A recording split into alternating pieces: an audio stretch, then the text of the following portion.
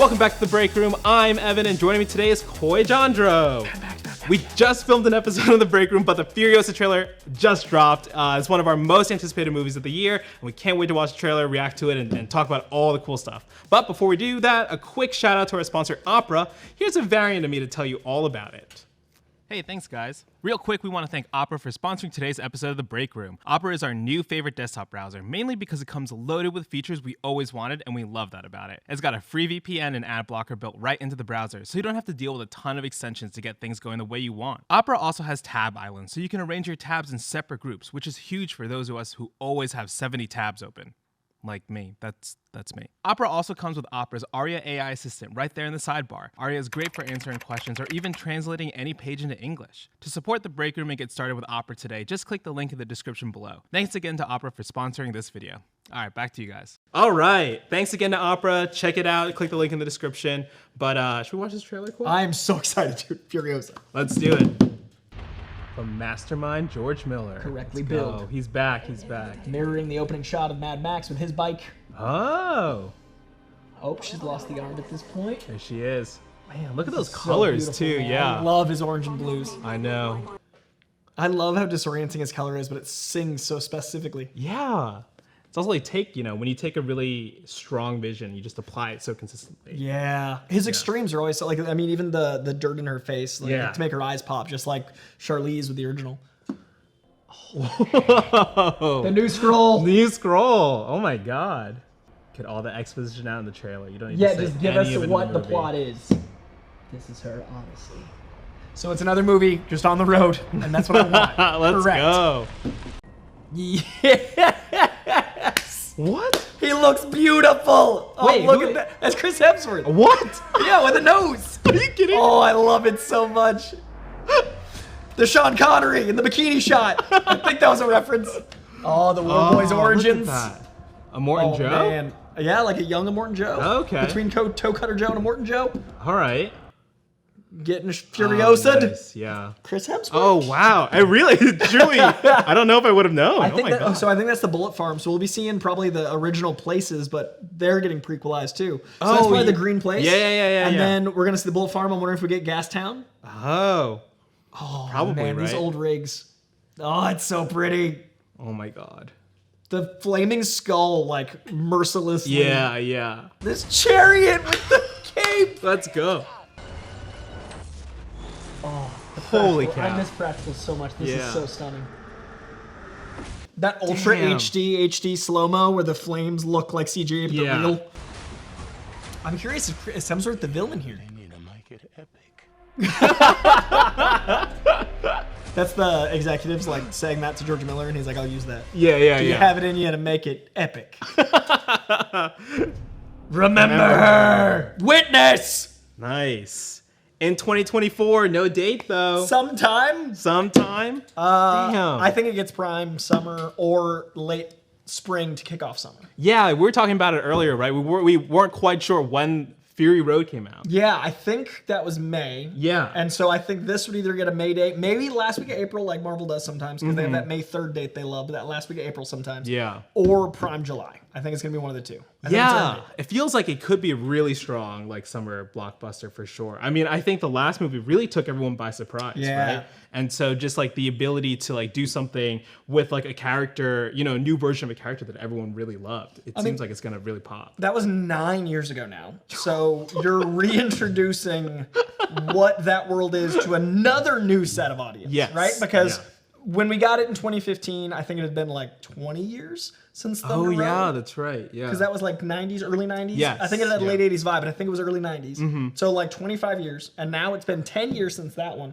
Yeah. So, and I think the attention spans have only accelerated to be smaller. So I think it's probably the same amount of leap for people to like, what's Mad Max? So as much as I'd love for it to just be called Furiosa, I do think it's smart to include the Mad Max branding. Yeah, 100%. Especially with the legacy of the series, like a Mad Max story. But I think, the first one I think surprised a lot of people, and I think the expectations are higher for this one because of those of us that were there when the scripts were written only 9 years ago. I mean, but like to your point, do you think that they will actually show Mad Max at all? Like, do you think he shows up? Well, it looks like, so it said, what, 25 years or 45 years? Yeah, after the collapse, right? I was too excited. Yeah. Because I want to say then it would take place between the second Mad Max, which is the first one called Mad Max, I believe. Yes. Because it's Fury. What was the first one called? Road Warrior, Mad Max, Thunderdome. Yeah. So would this take place between 2 and 3? Because... No, so Mad Max is the first, and then Road Warrior is the second. Oh, okay. So it's not a First Blood situation. Yeah. So it's, I think, between 2 and 3 chronologically. Oh, okay. So Max would still be Mel. Oh, So I don't know if you put Tom Hardy in here unless you de-age him, or you morph him into half Mel Hardy. Oh my God. I mean, I think George Miller was really wary about CGI de-aging. Yeah, for, so I don't Charlize think you'd want to do Theron, that. If you're not doing it for Charlize, you wouldn't want to do it for Tom. Yeah. Well, because he does so much practical, you wouldn't want to have that distracting while the rest is actually cars. Oh, that's true. Yeah. I mean, yeah, we have all the cars and also just Chris Hemsworth, the nose, right? That was practical. I truly did not recognize him. I didn't even know. I think that he was going to be in the Sean movie. Connery. I think that's was it Zardoz? I think so. That bikini shot, that iconic red bikini on top. Yeah, that to me read a lot like a reference. They had that romance novel cover vibe with that mustache. But I think that this would take place either between 2 and 3 or between 3 and Fury Road, because Max is supposed to be the same guy. And one of the things I love about both Mel franchises from the 80s is in Mad Max, the injuries he gets in the first one are in the second one. Like, he's still hurt from them. And the jacket gets messed up in the second one and the third. And then in Fury Road, his jacket is the jacket, the spring on his leg. So all of the injuries that Mad Max Mel got, Tom Hardy deals with. So I'm curious if they, obviously the arm is going to be a big one. Oh, right. Yeah.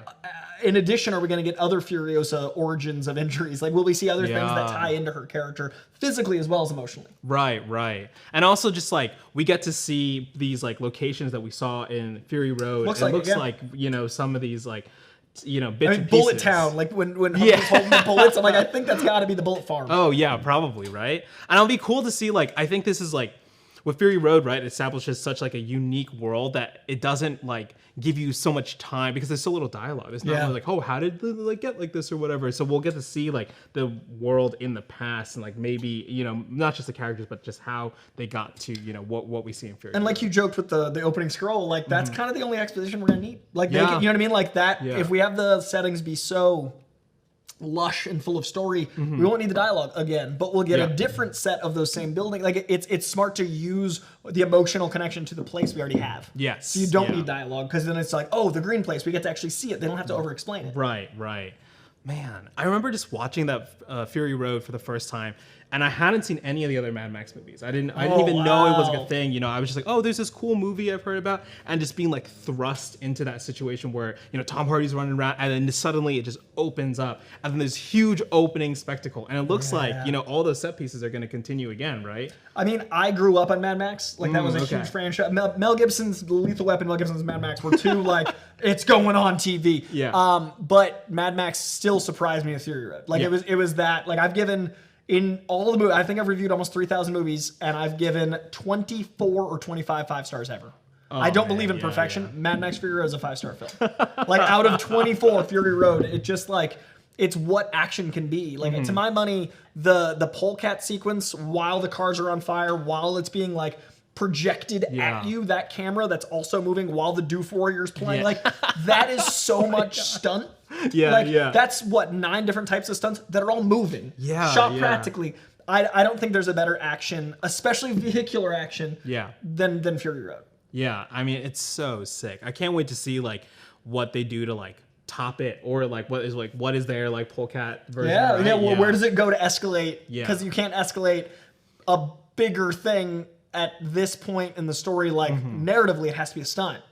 So maybe we see the destruction of the green place. Maybe, but Charlize would know about it, so maybe something happens that leaves it behind. Or also the emotionality of Furiosa, right? We see that amazing moment in Fury Road. One of the most incredible emotional bursts is her falling on her knees and just can't anymore. And I think it'll be interesting to see her get to that point in this movie where she's a warrior, she's fierce and commanding and leads. But what gets her to the point where she's able of being that steadfast? Is she gonna be able to? I don't think she'll start that way. I think her arc is gonna land emotionally where Charlize starts. So how does she become a warrior for a Morton Joe, a double agent? How does she get captured by Chris Hemsworth here? Yeah. Like what does she do? Yeah, what's going on? And why does how does she convince Morton Joe she's on her side? That she's on his side?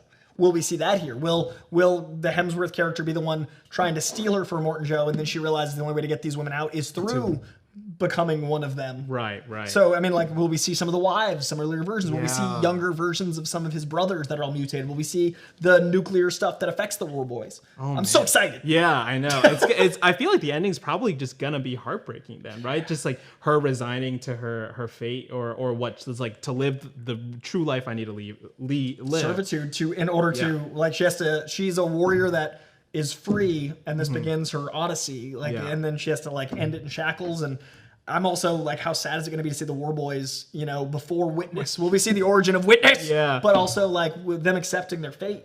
Is them just like like playing with like the they're just like tagging stuff. They're just writing Witness. Seems like a thing we'll use later. Yeah.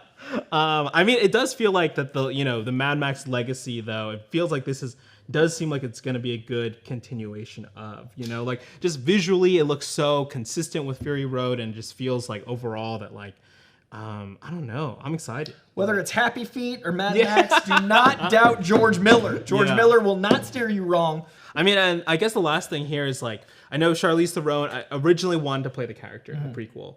I don't know if she was ever officially attached, but she said like it's like kind of heartbreaking that Anya Taylor-Joy was cast, but she like gets it, and it does make sense because like if Miller didn't want to like de-age her with CGI, right? Like it does make sense to hire someone younger. I think she'll probably be pretty good in the role though, Anya Taylor-Joy, right? Well, she has that same like fierceness, like I think the important thing about Furiosa is the Furiosa fury. Like and Charlize has that intensity in the eyes, Anya Taylor-Joy has that. They both have this like otherworldly beauty, this ethereal passion. So I think that's absolutely the right vibe. I mean, like with the smear on her eyes, there's so much power in that look. So I think the casting is great, and I'm sure Chris Hemsworth's gonna have the time of his life getting to play. Like that looks like joy and play. And famously, Mel Gibson was cast as one of the people, the mutates in the first film, and then because he'd gotten in a bar fight and gotten his ass kicked, and he got so pummeled he was all disformed, and so he got cast as one of the deformed like lepers. And then by the time he showed up on set, he'd healed, and then he was Mel Gibson, so he got promoted to Mad Max. Like Mad Max, that's weird. He got cast because George Miller's like, wait, you're like Handsome McGee, and then like that started his career in America and everything. So it's crazy. Like that movie was like a $7 budget, and then like it became this huge thing. So casting is a huge part of what makes these movies work. Is you've got to trust your actors because they're not going to be giving a lot of dialogue. You've got to trust them to be able to do at least some stunts because they're going to see it practically. And then you've also got to have the now connection to the character with Furiosa. So as long as they don't do like the Star Wars Solo thing and like ask her where she got her name, she's like, I'm not mad, I'm furious, Han Solo. But like as long as they let it be some integrity, I think it works. Yeah. All right. Well, hey, I'm excited for this movie. You're excited for the movie? Sorry I talked so much internet. I'm a huge Mad Max fan. All right, that's it for us today. Thanks for watching. Make sure you follow us on Twitch and subscribe here on YouTube. And hey, see you out there on the Fury Road. Oh, is that it? Yeah, that's the first movie. All right. See you out there on the Fury Road. Witness.